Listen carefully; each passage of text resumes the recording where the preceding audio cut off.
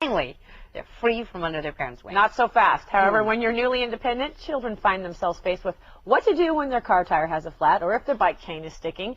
And the phone is really quick to ring mom and dad's house. And author Steve Elliott faced this with his own kids and decided to write a kind of fix-it manual, The Portable Dad for Young People, where dad and his advice is just a page away. And welcome. Thank you very much. I was just talking to him in the break because him and my dad would be very kindred spirit. I called my dad this weekend to come over.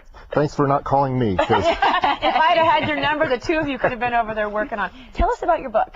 The book is a how-to guide for people just leaving home, going out on their own, going to college, moving into their first apartment, covering all the things that people that age have: a car, computer, bicycle, apartment, and then the things that they're going to be doing for the first time: moving, painting, shopping at hardware stores.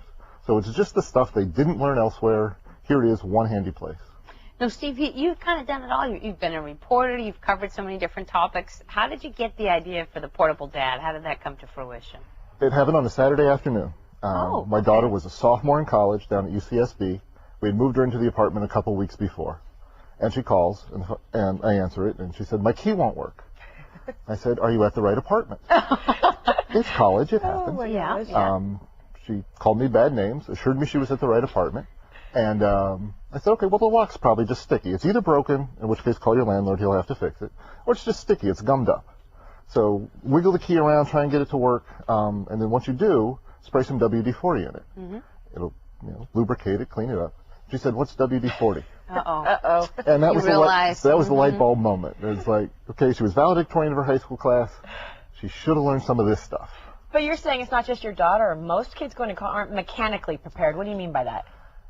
As parents, we're so focused on getting our kids academically ready and emotionally ready and socially ready for college that I think we've started to forget the mechanical stuff.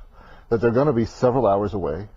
And they have mechanical things. Their bikes, their computers, their cars, if they have a car, when they move into an apartment. Mm-hmm. These are mechanical systems. And if they haven't ever learned how to fix them, how to at least take care of them so they don't break, we're leaving them at a disadvantage. We're not preparing them as well as we should be.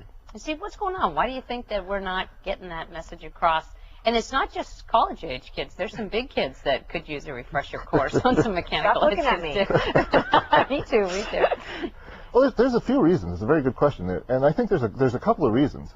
One, they don't learn it in school anymore because the academic requirements are tougher now.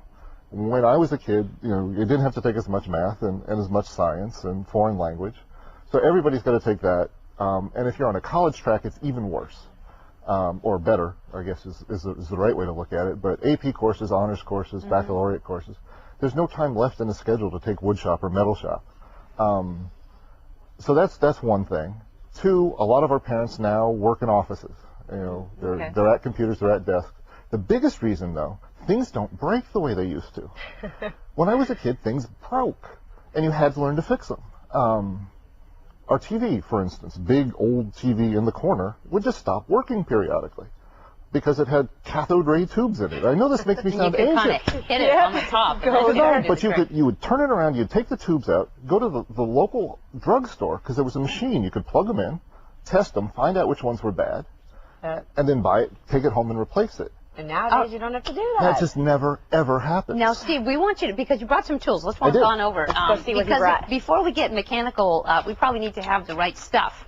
So tell us what kind of tools you think are kind of important in the arsenal if we want to get to do some fixing, I should say. And this is fixing that it kind of starts at the beginning. Real basic. Yeah, right. These are sort of the essential tools that when you leave home, you should have a hammer. Basic hammer. All right. Pretty simple. And its use is pretty simple. We do know that. Okay, and you have two different screwdrivers? Two different screwdrivers. Standard, which is the flat one. Okay. Phillips, which is the pointed one. Oh, I know what this is. Stud sensor. Stud finder. Just used one yesterday. To do what? To find the studs in my wall so we can hang something. Exactly. If you're going to put something heavy on the wall, you've got to find the 2x4s that are behind the wall that hold it up.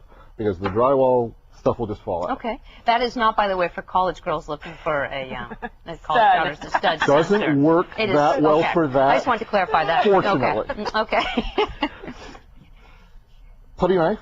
Okay. to cover the holes you made in your wall in the apartment Before where you you had shouldn't, the didn't hit the stud stud. or Okay. even when you did All hit the right. stud, but you're now moving out and you have to cover them all up. Well, this is cool. It comes with like Yes. a little thing there. Little, All right. little wrap up. You're just going to tie it on your jeans, aren't you? Little combination wrench set, just for tightening nuts and bolts. If you want to adjust Okay. the seat on your bike or whatever, that's a handy thing to have. Okay. This is a socket and ratchet set. And people say, well, I'm not going to work on my car, so I don't need that. If you're in a dorm and you have bunk beds, you Yeah. need that because Yeah. they have recessed fasteners and you can only get them Not with a too socket. expensive, Not too- Steve? Not too expensive. Okay. All this stuff, less than $10 if you shop well. And the book, they tell you how to get it even cheaper. And remind us where we can get the book again, Steve, You so we can can get get the all these book good ideas. at any bookseller, Amazon, Barnes & Noble, Okay. any college bookstore. This is all great things. Thank you so much. Melissa and I are taking inventory here. We're going I to build know, our own make little a kit. list Make a little list. The portable Thank you, dab. We're going Steve. to take This them is with great. us.